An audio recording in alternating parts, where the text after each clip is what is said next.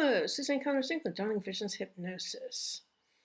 I'm wondering if you feel that mental health is anti-science and antisocial. Anti-science because there really isn't a whole lot to prove that the theories that are used actually do work. Not really. I know some people argue on core and other places that they are proven.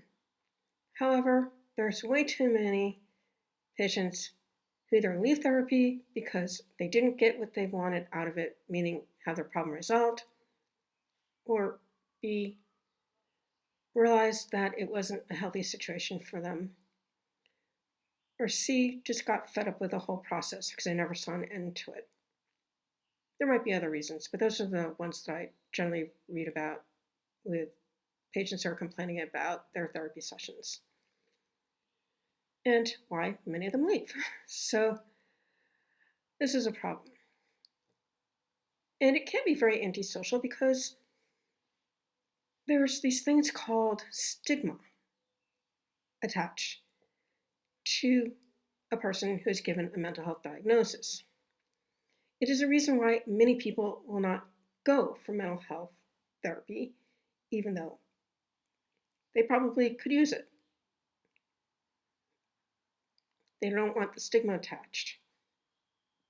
They don't want other people making fun of them. And I can tell you, in all too many situations, people can be really, really mean to people who have mental health diagnoses, especially family members. You know, if someone's going through a hard time and they have a mental health diagnosis of like anxiety, for example, they'll be told to take their pill and chill out. That's not okay. That's really, really harmful for that person who receives that message. There's other times that people, well, so-called friends, will use a diagnosis against their friend and tell them how they're acting in these ways and how they fit that diagnosis when they know nothing about mental health. I've had so many of my clients talk to me about this situation. It's really sad and it hurts a lot. I tell my clients to stop defending themselves against anybody and just let the person know that until they're hired to be their psychologist, mental health professional, they don't have an opinion. Best to drop the subject. And then, if the person's concerned, just talk about the behaviors that were observed. That's okay. We want to know that our friends care about us, but we don't want to be diagnosed by them. Not really. It's inappropriate. And then there's this whole situation where people don't talk to other people when they're in these waiting rooms or whatever. It's like everything is so segregated unless you're going to a group therapy session. And I find that to be like really negative. If you want people to learn how to interact in a normal, responsible way, best that you facilitate it. That's my feeling, just act normally. And they will learn from you as you role model it. So maybe it's time to think about better ways of delivering mental health. I actually went into hypnotism and neuro-linguistic programming because I didn't find conventional mental health too helpful to the majority of the clients that I was working with when I was working in conventional mental health. I found it to be quite damaging to them. To tell you the honest truth, many of them were over-medicated and they were being demeaned by the directors of my programs that I was working on at the time. This is going back to the early 1990s, just to give you an idea of the timing. So I decided to find a better way to help my clients to actually heal. And hypnotism and neuro-linguistic programming became my modes of healing, and it's worked out really well for, 97% of my clients. Of course, I screen out the ones that I can't work with.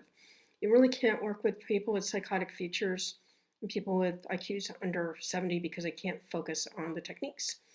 And you can't work with people with personality disorders because, as far as I'm concerned, they're not really able to get much out of this. We're told by our trainers that they're really outside our scope of care, and having been raised by a mother with borderline personality disorder and seeing her go through therapy for the entirety of my life, more or less.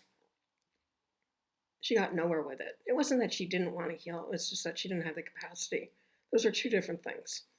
So, other than those three populations, it works really, really well to help people to let go of their negative thoughts and behaviors and transform them into healthy thoughts and behaviors and help them to figure out what their compelling future is, because a compelling future will give them a really good reason to do the work, to heal, to be better, and move on with their lives. And that is what mental health needs to be about. It need not be about managing symptoms. It needs to be about actually helping our clients and patients heal. If you're interested in learning about my 2-day VIP training program in hypnosis and neuro-linguistic programming, I'll leave my contact information down below.